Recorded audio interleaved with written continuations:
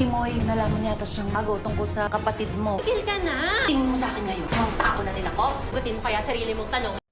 Habang nakaupo sa park si Moises ay lumapit ang mga pulubing tinutulungan niya na agad niyang tinanong kung gutom sila kaya binilhan niya ng makakain habang nasa di kalayuan naman si Maxine na pinagmamasdan niya ang binata hanggang makita siya ni Moises na agad niyang kinawayan ang dalaga. Habang pumunta naman si Prof. Benedict sa security room para i-check yung monitor pero naka-off na sinaad naman ng secu na nakabukas ang window at may pinapanood si Moises kaya nagduda na si Prof. Benedict. Agad namang pinakita ni Maxine yung video na nakuha niya na agad namang nagpasalamat ang binata dahil malaking tulong yun, sabay humingi ng sorry dahil nadamay na ang dalaga.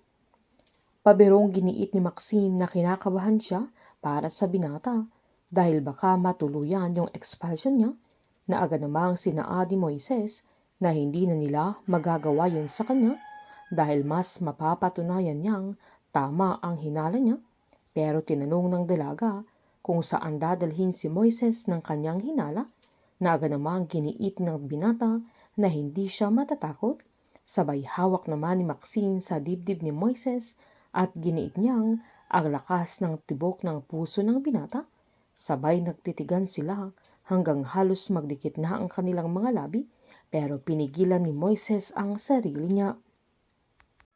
Habang nagulat naman si Moises nang umuwi siya dahil may pa-surprise sila Mang Estong at Grace na andoon ang mga kapitbahay nila sila Kelvin at Maki.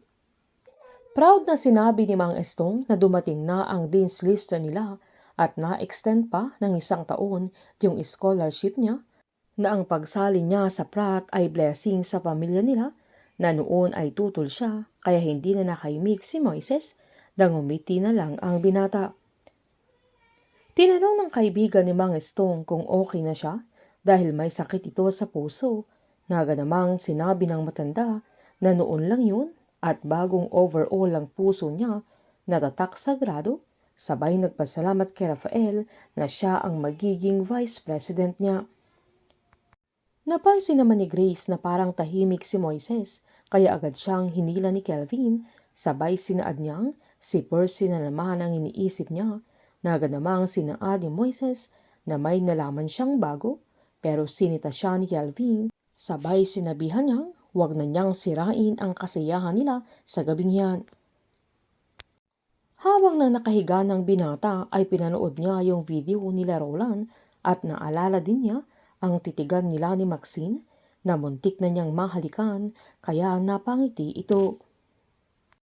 Maging si Maxine ay hindi naman makatulog habang nakangiti nang nakahiga na nang maalala din niya ang kilig moment nila ni Moises na hindi nila namamalayan na nahuhulog na ang loob nila para sa isa't isa. Kaya umupo muna ito nang mahagilap niya yung application form niya sa Soro kaya kinuha niya ito kung saan naalala niya na kontra si Moises sa pagsali niya sa grupo kaya agad niya itong krinampol at tinapon niya sa basurahan na nakapagdesisyon na siyang hindi na siya sasali dahil ayaw ni Moises. Painit ng painit ang mga tagpo, sabay-sabay po nating subaybayan ang advance episode ng Pamilya Sagrado dito lamang po sa aking channel. Patuloy lamang pong manood at mag-subscribe para ma-update po kayo sa mga susunod na episode. Marami pong salamat.